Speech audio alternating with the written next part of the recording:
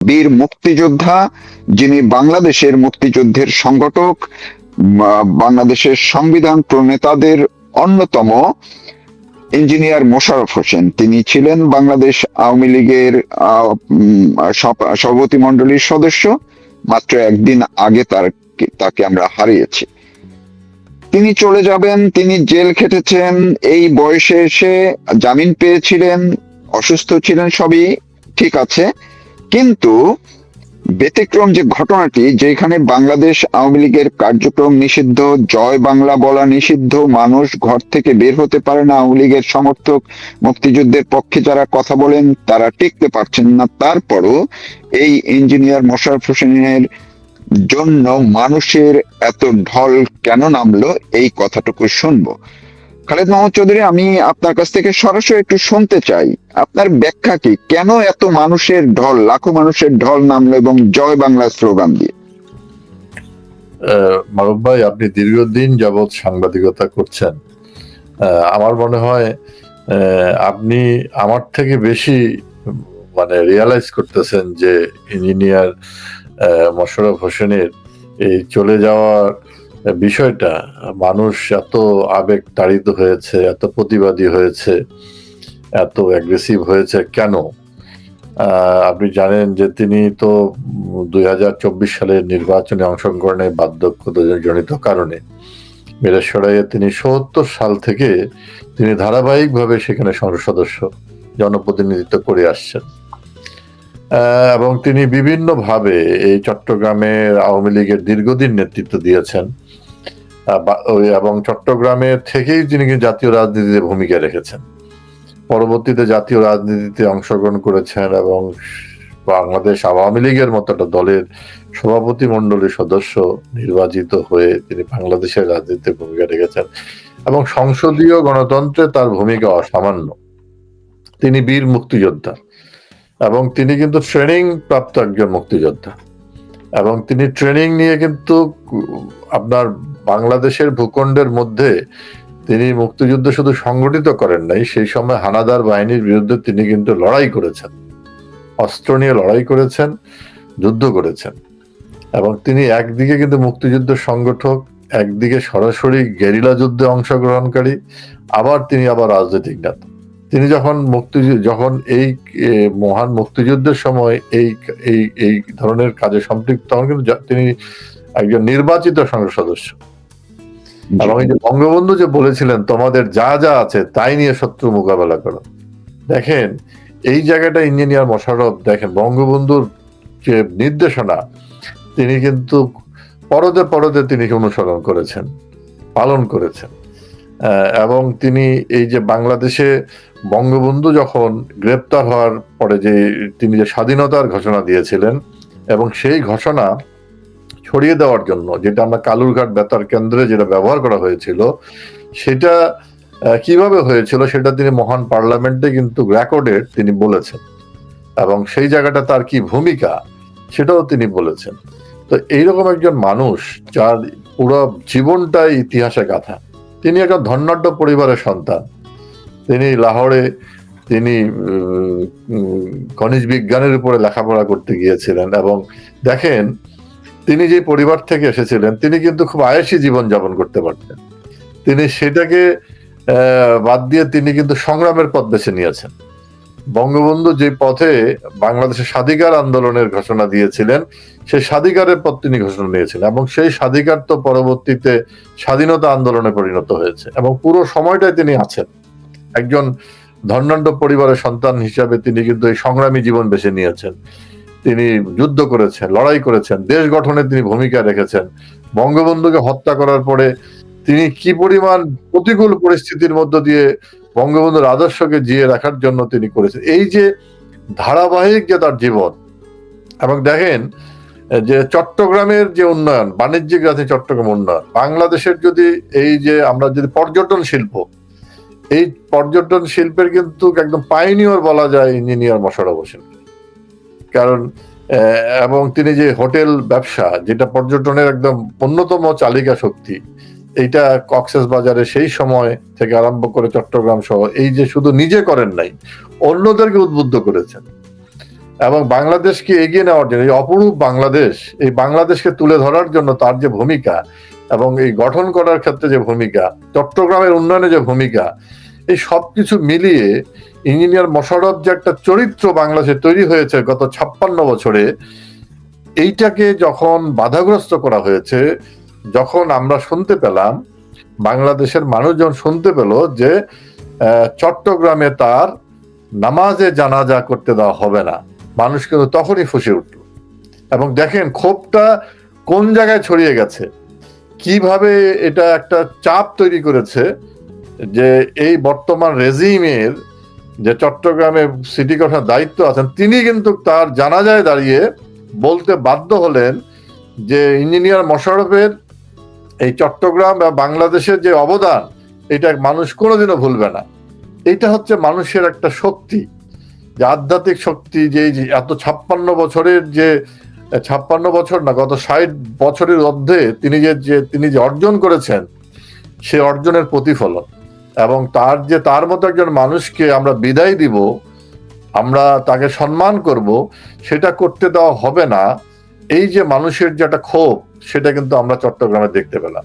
এবং দেখেন ঢাকায় তার জানাজায়, ঢাকায় তার যে সকল শুভাকাঙ্ক্ষী শুভানুধ্যায়ী আছে, ঢাকায় জানা যায় সেখানে উপচে পড়া মানুষ, মুসল্লি সেখানে অংশগ্রহণ করেছে। চট্টগ্রাম শহরে যেটা হয়েছে, সেখানে তিল ধারণের জায়গা ছিল না। এবং তার যেখান থেকে তিনি 70 থেকে নির্বাচিত হয়ে আসছে মিরসরাইয়ে, সেখানেও কিন্তু আপনি দেখেন কিভাবে মানে মানুষের জাগরণ তৈরি হয়েছে। এবং সেই একটা নামাজে জানাজা প্রতিবাদী সমাবেশে পরিণত হয়ে গেল। কারণ এটা কিন্তু এটা মানে ইঞ্জিনিয়ার মোশাররফের যে জানাজার কথা বলছে, তার যে বিদায়ী যে মানে শ্রদ্ধা জানানোর যে বিষয়টা, এটা কিন্তু শুধু একটি জায়গায় নয়, এটা কিন্তু সমগ্র বাংলাদেশের চিত্র। এখন এই বাংলাদেশের মানুষের যে সেন্টিমেন্টটা, এটা পরিস্ফুটিত হয়েছে এই ইঞ্জিনিয়ার মোশাররফ হোসেনকে এই বিদায় শ্রদ্ধা জানানোর মধ্য দিয়ে। আজকে বাংলাদেশের যে অবস্থা, বাংলাদেশের শিশুরা, শত শত শিশু আজকে বিনা চিকিৎসা মারা যাচ্ছে। মানে তার যে ইনজেকশন, ভ্যাকসিনের অভাবে তারা হামে আক্রান্ত হয়ে মারা যাচ্ছে, বলার কেউই নাই।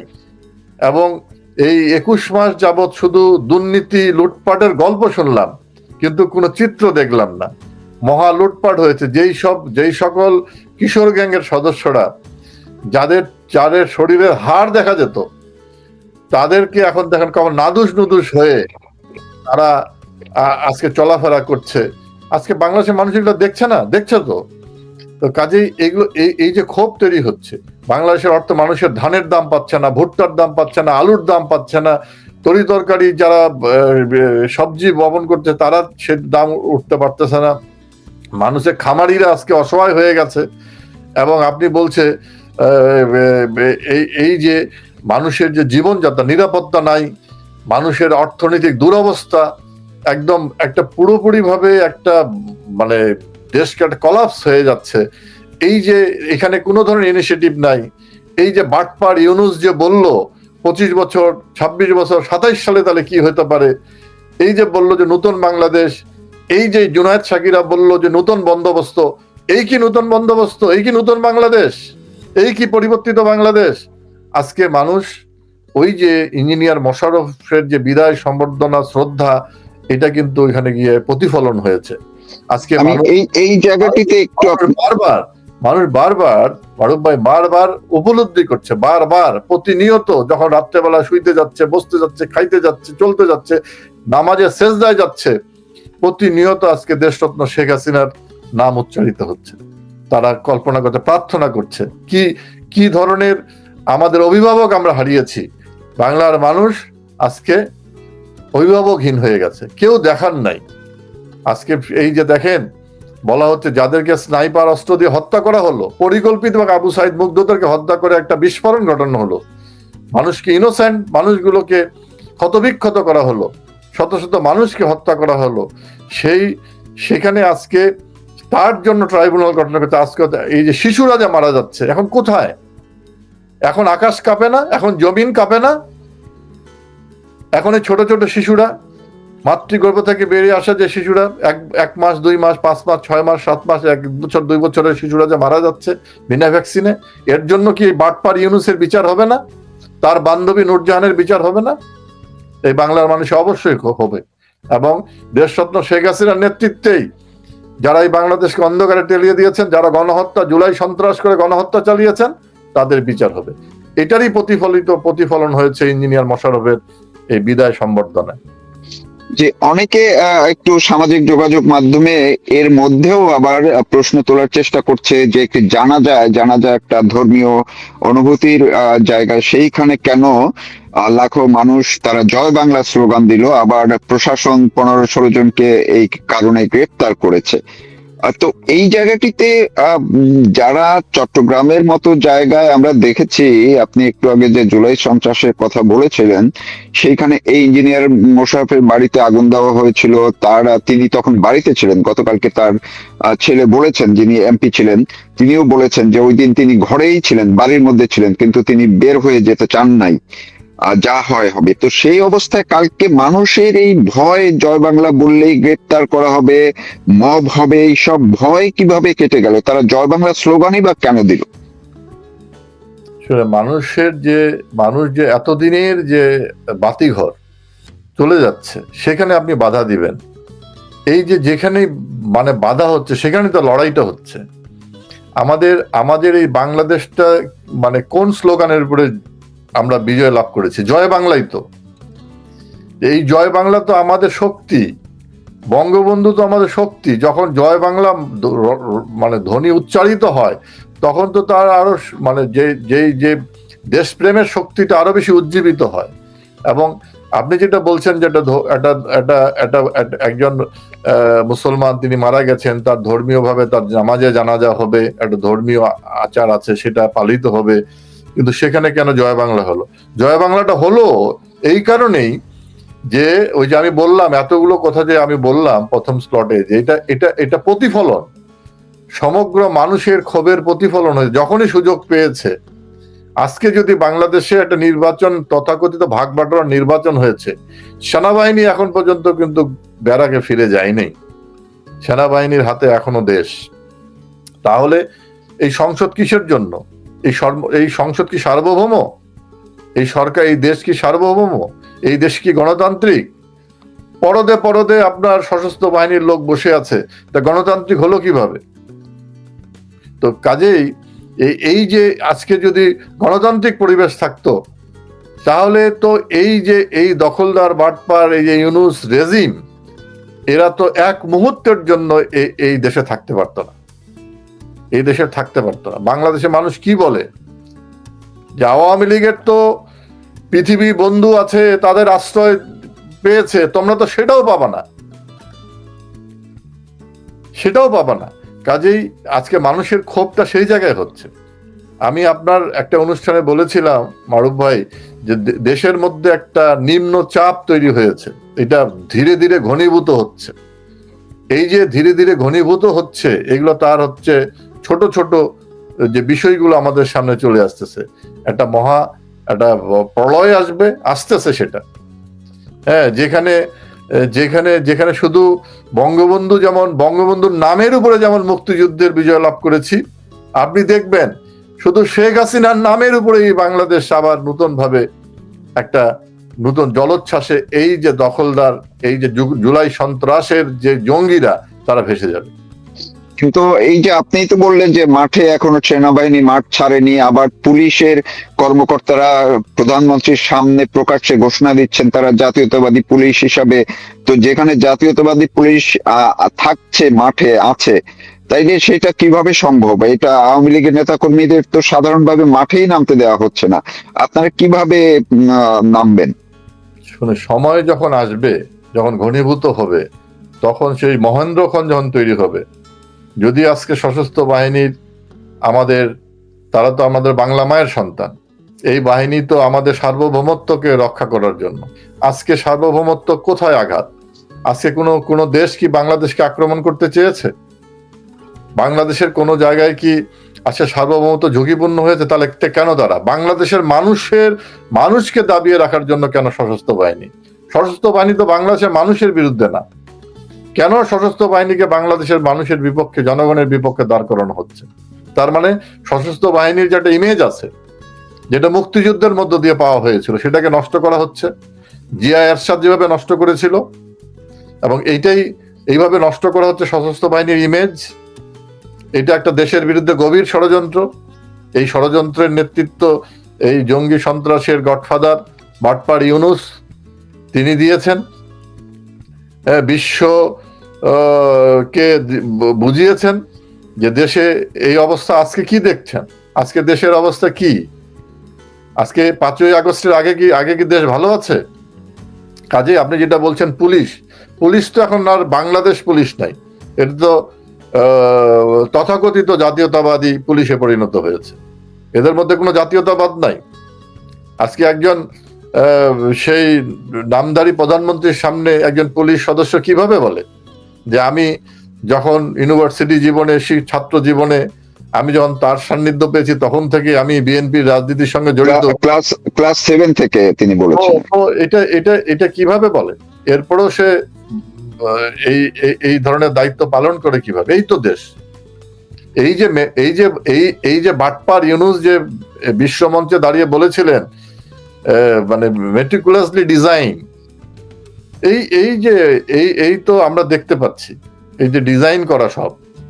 আজকে বাংলাদেশ পুলিশ বাংলাদেশের মানুষকে নিরাপত্তা দিয়েছে। 5ই আগস্টের আগে চুরি, ডাকাতি, রাহাজানি এগুলো বন্ধ ছিল। ঢাকা শহরে মানুষ শান্তিতে চলাচল করত। আমাদের নৌ পুলিশ নিরাপত্তা দিয়েছে। আজকে প্রতিদিন এই নৌপথে ডাকাতি হচ্ছে, চুরি হচ্ছে, মানুষকে সেখানে মৃত মানুষ নদীর মধ্যে ভাসছে, কোনো নিরাপত্তা নাই। শিশুকে হত্যা করা হচ্ছে, বাবা ছেলে মেয়েকে হত্যা করতেছে, পরিবারের একসঙ্গে 4-5জনকে হত্যা করা হচ্ছে। এটা কি একটা অবস্থা বাংলাদেশে। আজকে দেখেন যেখানে যেটা বাংলাদেশের মেট্রো রেল মাননীয় প্রধানমন্ত্রী একটা করে 1 ফেজ করেছিলেন, আরো 2, 3, 4, 5, 6 এইটা ছিল ঢাকা শহরের যে এই মানুষের স্বস্তির একটা বাহন। সেটা না করে যেটা অপ্রয়োজনীয় যেসব মেগা প্রজেক্ট নিব না বলে তিনি কি ব্যারেজ গেছেন। এই যে আমাদের ফিজিবিলিটি স্টাডি হয়েছিল 2010 সালে, কোথায় 10 সাল আর কোথায় 26 সাল? এটা তো আবার নতুন করে স্টাডি করতে হবে। আবার তো বাংলাদেশের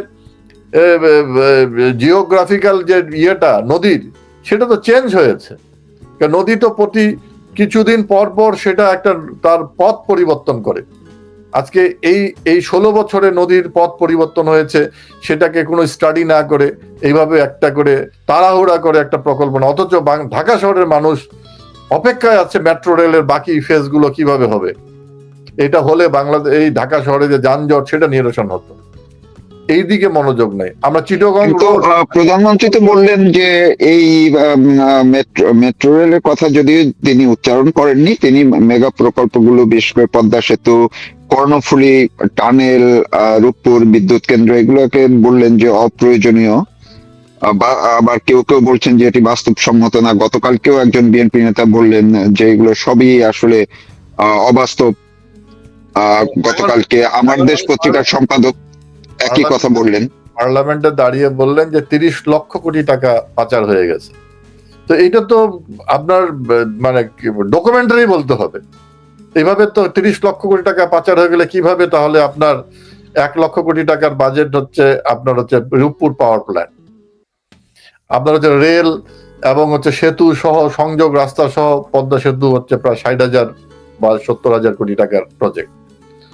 আপনার হচ্ছে মেট্রো রেল, আপনার হচ্ছে অথচ 30 লক্ষ কোটি টাকার তো বাজেটই হয়নি বাংলাদেশে। সমগ্র বছরগুলো যে ধরি, সর্বশেষ বাজেট ছিল 7 লক্ষ কোটি টাকার, এবং তার আগে ধীরে ধীরে এটা বেড়েছে। তারা বলে দিলেন যে 30 লক্ষ কোটি টাকা। তারা জনতা ব্যাংকের কি লকার খুলে তিনি জাতির কাছে দেখালেন যে শেখ হাসিনার গহনার কোথায় গেল, গহনা ইউনূসের গহনা কোথায় নিয়ে গেল? শেখ হাসিনার গহনা ইউনূস নিয়ে গেছে, আমরা খবর তো পাচ্ছি না। তো এই যে কথাগুলো, দেশরত্ন শেখ হাসিনা কি কাজ করেছেন? নৌপথ 3,500 কিলোমিটার ছিলেন, তিনি 7,500 কিলোমিটার নৌপথ করেছেন। কেন করেছেন? সাশ্রয়ী। চিটাগং থেকে ঢাকা পর্যন্ত যেন কন্টেইনার মালবাহী মাল যেন নৌপথে আসতে পারে সেই ব্যবস্থা তিনি করেছেন। চিটাগং থেকে পাইপলাইনের তেল যেন ঢাকায় আসতে পারে, ক্যারিং খরচ তিনি কমিয়ে পাইপলাইনের ব্যবস্থা করেছেন। রুমালীগড় থেকে, আসামের রুমালীগড় থেকে পাইপলাইনের তেল যেন পার্বতীপুরের ডিপুতে আসতে পারে সেই জন্য পাইপলাইন করেছেন তিনি। সারা দেশে বিদ্যুৎ দিয়েছেন, ঘরে ঘরে বিদ্যুৎ দিয়েছেন। আপনার ইকোনমিক জোন করেছেন, এবং যে এই যে ব্যবসা শিল্পক্ষেত্রের যে একটা শৃঙ্খলা নিয়ে আসার জন্য যে ইকোনমিক জোন, যেখানে নিরবিচ্ছিন্ন গ্যাস এবং বিদ্যুৎ দেওয়া হবে, সেই ব্যবস্থা তিনি করেছেন। এই যে ঢাকা চিটাগং, ঢাকা সিলেট, ঢাকা ময়মনসিংহ, ঢাকা মানে রংপুর, রাজশাহী, এই যে তিনি 4 লেন রাস্তা, ঢাকা চিটাগং রাস্তা যে 6 লেনের পরবর্তী ফেজ, যে যেগুলো মানুষের প্রয়োজনীয়, দেশের ইকোনমির জন্য, মানুষের জীবনের জন্য, নিরাপত্তার জন্য যেগুলো প্রয়োজন সেগুলো দরকার। প্রত্যেকটা জেলায় জেলায় বিশ্ববিদ্যালয়, মেডিকেল কলেজ, বিভাগীয় পর্যায়ে মেডিকেল বিশ্ববিদ্যালয়, বিজ্ঞান প্রযুক্তি বিশ্ববিদ্যালয়, প্রকৌশল বিশ্ববিদ্যালয়, এই যে প্রকল্পগুলো, এগুলো তো দেশের সামনের দিকে দেশ গঠনে, এই যে বলা হচ্ছিল যে গ্লোবাল ভিলেজ, 41 সালে আমরা উন্নত দেশ হব, এই উন্নত দেশের সঙ্গে টিকে থাকার জন্য তো এই অবকাঠামোগুলো দরকার। আমাদের যে সমুদ্র, আমরা এই বঙ্গোপসাগরের এই আমাদের রাইট প্রতিষ্ঠিত হওয়ার পরে মাননীয় প্রধানমন্ত্রী কি করলেন? আমাদের একটি মাত্র মেরিন একাডেমি ছিলেন, তিনি 4টা মেরিন একাডেমি নতুন করলেন এবং একটা ইউনিভার্সিটি করলেন। আগে তো ইউনিভার্সিটি ছিল না। বাংলাদেশ হচ্ছে 9ম দেশ যে মেরিটাইম ইউনিভার্সিটি, যেটা আমরা মাননীয় প্রধানমন্ত্রী, এগুলো তো কেন করেছে? আমাদের সমুদ্রের সঠিক ব্যবহার, আমাদের সুনীল অর্থনীতি যেন আমরা আহরণ করতে পারি সেগুলোর ব্যবস্থা, আমাদের সমুদ্রকে নিরাপদ রাখার জন্য নৌবাহিনীকে ত্রিমাত্রিক একটা বাহিনীতে তিনি পরিণত করেছেন। কেন? যেন সমুদ্র নিরাপদ থাকে। তো এই যে বিষয়গুলো, এইগুলো মারুফ ভাই, এগুলো তো আপনারা সাংবাদিক, আপনারা বলবেন। আমরা বললে তো বলে যে আমরা যেহেতু বঙ্গবন্ধু রাজনীতি করি, শেখ হাসিনা রাজনীতি করি, আমরা তো বলছি, কিন্তু রিয়েলিটি কি? এই যে জাপানে তিনি গেলেন, এই যে বাটপার ইউনুস, তিনি গিয়ে বললেন যে মাতার বাড়ি আমরা গভীর সমুদ্র বন্দর করেছি। তুমি মাতার বাড়িকে চিন্তা? মাতার বাড়ি কোথায়?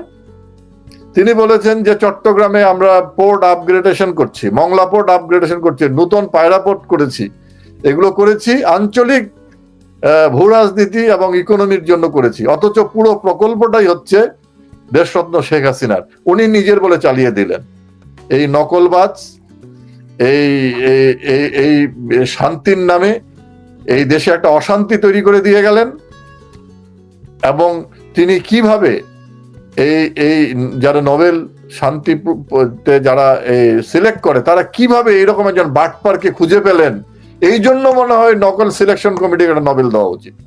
জি, অনেক ধন্যবাদ আপনাকে। আপনি যে নামটি বললেন একদম শেষ পর্যায়ে এসে, ডক্টর ইউনূস, আমরা সবাই এটিও জানি যে যাকে নিয়ে আমরা আলোচনা শুরু করেছিলাম, সেই প্রয়াত ইঞ্জিনিয়ার মোশাররফ হোসেন এবং এই ডক্টর ইউনূস, তারা একই বিদ্যালয়ে পড়াশোনা করেছেন, এক ব্যাচ কম বেশি, কিন্তু তাদের মধ্যে একটা সখ্যতা ছিল, তাদের মধ্যে ভালো একটা সম্পর্ক দীর্ঘদিন ছিল। কিন্তু তারপরও সেই ডক্টর ইউনূসের সময় তাকে এই বয়সে এসে কারাগারে থাকতে হয়েছিল।